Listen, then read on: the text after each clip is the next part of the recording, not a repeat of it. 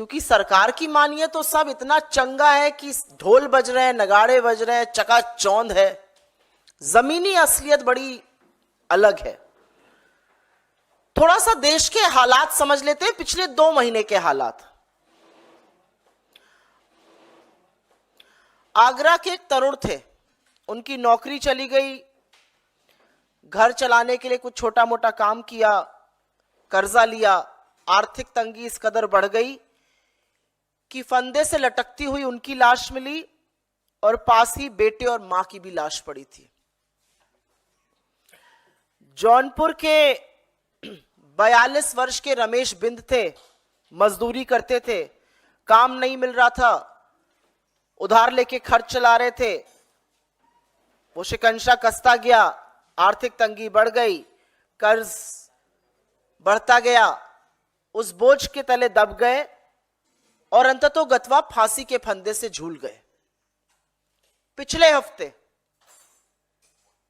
हफ्ते ब्रजेश पाल ने एक नोट लिखा और अपनी सारी डिग्रियां जला दी और कहा इन डिग्रियों का मतलब ही क्या है जब इनसे नौकरी नहीं मिलनी है, तंग आ चुका हूं। और उसके बाद उन्होंने खुदकुशी कर ली।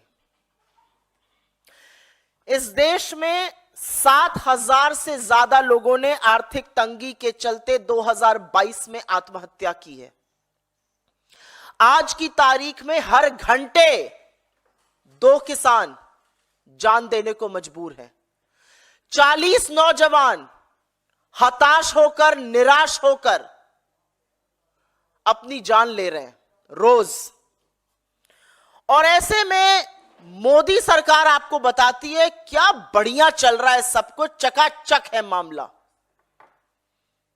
सरकार थोड़ा झूठ बोलता है तो चलिए हजम हो सकता है, लेकिन कुछ बातें ऐसी हैं कि गले के नीचे नहीं उतरती हैं। अब लगातार सरकार का नीति आयोग इस देश को और दुनिया को यह समझाने पर, यह सिद्ध करने पर तुला हुआ है कि नरेंद्र मोदी सरकार ने गरीबी का सफाया कर दिया है। ये जो लोग आत्महत्या कर रहे हैं, ये जो बेरोजगारों पर लाठियां बरसाई जा रही हैं, जो बेरोजगार सड़कों पे उतरे हुए हैं, ये देश के नागरिक थोड़े ही हैं, ये कोई छुट्टे जानवर हैं जो घूम रहे हैं। यही समझाना चाहती है सरकार। इस देश के नीति आयोग ने अब यह सिद्ध करने का बीड़ा उठा लिया है कि देश में गरीबी नहीं है। और एक बिल्कुल चौंकाने वाला आंकड़ा आया है जिसके चलते नीति आयोग ने, एनएसएसओ का यह आंकड़ा आया है, उसमें कहा है कि गरीबी 5% पर आकर टिक गई है। 5% पर गरीबी आ गई है, मतलब अब सिर्फ 7 करोड़ लोग गरीब हैं, बाकी माला माल है। और इसीलिए ये जो झूठ है ये गले के नीचे नहीं उतरता है। याद रहे कि 11 साल बाद ये जो उपभोक्ता व्यय, जो कंजम्पशन एक्सपेंडिचर का सर्वे है, 11 साल के अंतराल के बाद आया है। हर 5 साल पे आना होता है। 2017-18 का सर्वे सरकार ने कहा था क्वालिटी नहीं ठीक है, इसलिए विड्रॉ कर लिया गया था। असलियत यह थी कि नोटबंदी और एक फ्लॉड जीएसटी के चलते, गब्बर सिंह टैक्स के चलते वो 40 साल के सबसे निचले स्तर पर पहुंच गया था। तो वो दिखाने की हिम्मत नहीं थी सरकार की, इसलिए दिखाया नहीं गया था। अब चुनावी दौर है, चुनाव से प्रेरित सर्वे खूब दिखाई जाएंगे। उनमें से एक दिखाया गया है, ताल ठोक कर बोला जा रहा है 5% ही अब गरीब इस देश में रह गए हैं।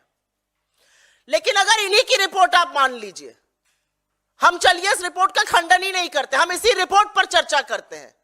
इसी रिपोर्ट की बाल की खाल अगर खोलने पे आ जाए तो देखिएगा असलियत क्या है। असलियत यह है कि इस देश के सबसे गरीब 5% लोग अपनी दिन की गुजर बसर सिर्फ और सिर्फ 46 रुपए रोजाना पर कर रहे हैं।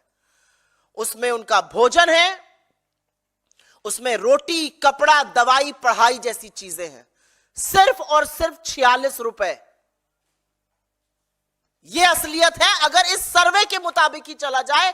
लेकिन सरकार उस सुर्खी को दबाना चाहती है, पर सच की वो ताकत है कि सच उभर कर निकल ही जाता है।